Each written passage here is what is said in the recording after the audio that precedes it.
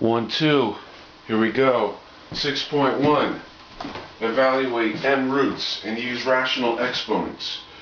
There are other roots besides square roots, and we're going to use 2 as an example. Alright? 2 is a cube root of 8, meaning the exponent that we raise 2 to, if we write that in front of the radical symbol, the cube root of 8 becomes 2. Okay? So we're going to go beyond square roots in this section and think about n roots. Alright. Just from the previous slide, 2 to the third is 8. We have a general formula here. B to the n is equal to a. Okay? B is an nth root of a. Okay? 2 is a cube root of 8. If you take the cube root of 8, you get 2, because 2 times 2 times 2 equals 8. Alright? Taking this formula, we can rearrange it so that n, like I said in the previous slide, goes in front of the radical symbol. So the nth root of a. Okay? In terms of exponents, we can visually see that pattern this way. Okay? If we have a to the 1/2 and we square it, we end up getting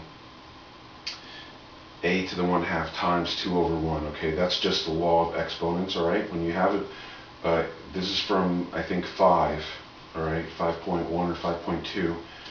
When you have a exponent and you raise that exponent to another power, you end up, instead of adding them, what you do when you multiply exponents, you're going to multiply them. All right, so 1/2 times 2 over 1 gives you a to the first. All right, which is equal to a. A to the 1/3 cubed would be equal to a to the 1/3 times 3 over 1, which is equal to a.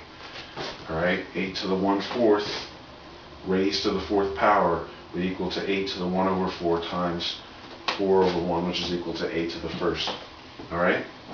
And we take these 1, 2, 3 equations, and we now want to use this format with the nth root. It would be this.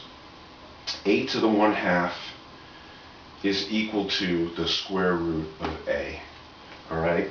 A to the 1/3, you take that number in the denominator of your fraction in your exponent, you write it on top of the radical symbol. A to the 1/3 is equal to the square root of a. And likewise, a to the 1/4, alright? A to the exponent 1/4 is equal to the 4th root of a.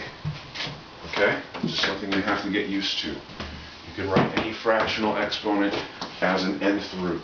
Okay? Real nth roots of a. Let n be an integer, n is greater than 1, and let a be a real integer. A real number, excuse me.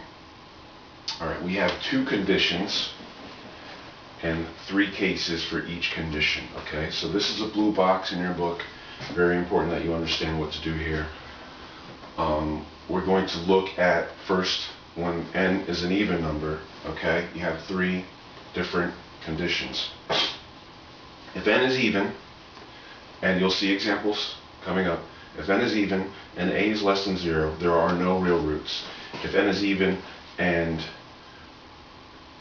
a is equal to 0, then there is 1 root. Okay? Okay? It is the nth root of 0, which is equal to 0. If a is greater than 0 and n is even, then there are 2 real n roots. And they are found this way, right? Plus or minus n root of a, okay? Which is equal to, from the previous slide, this and this is the same. A plus or minus a to the 1 over n is equal to plus or minus nth root of a. If n is odd, then we have 3 more conditions. All right, these are for the even conditions, something you just have to memorize for this section. If n is odd and a is less than 0, there's 1 real root. It is the nth root of a, which is equal to a over 1 over n, which is similar to this. All right. If a is equal to 0, same thing as over here. All right. There's 1 real root. It is the nth root of 0, which is 0. And if a is greater than 0, there's 1 real root. So if n is odd it's different from when n is even for the condition that a is greater than 0, in that there's one real root instead of two. Instead of the plus or minus, which is given by n being even, right? There's one real root, and it's the nth root of a, which is equal to a to 1 equals 1 over n. Alright? Let's try these. Okay, let's just practice these. When n is 3, alright, this is what will be given. N will be a constant. Alright, in this case it's 3, so we know it's on this side. Okay, it's on the odd side. And a is equal to negative 216.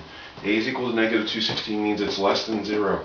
So to find the root, we're going to use this equation. Alright, we're going to take a, and we're going to raise it to 1 over n. So negative 216 to 1 over n gives us negative 6. Very easy, just plug it in. You find which one it matches, and you plug it in. Alright? So if n is equal to 4, this is a separate problem now, and a is equal to 81. If n is equal to 4, then we know that n is even. A is equal to 81, a is greater than 0, so we're going to have two roots, right? Plus or minus the nth root of a. So a is 81, so plus or minus the nth root, plus or minus the fourth root of 81, plus or minus 81 to the 1/4, which is equal to plus or minus 3. So there are two real roots when n is even. Alright? And one more thing we have to discuss today is rational exponents. A rational exponent does not have to be of the form 1 over n, meaning the numerator does not have to be 1. It could be any other number. Other rational numbers such as 3/2, okay, so you can have a to the 3/2, right? You can have a number raised to the 3/2, and a to the negative 1/2 can be used as exponents, alright? And we'll practice that today.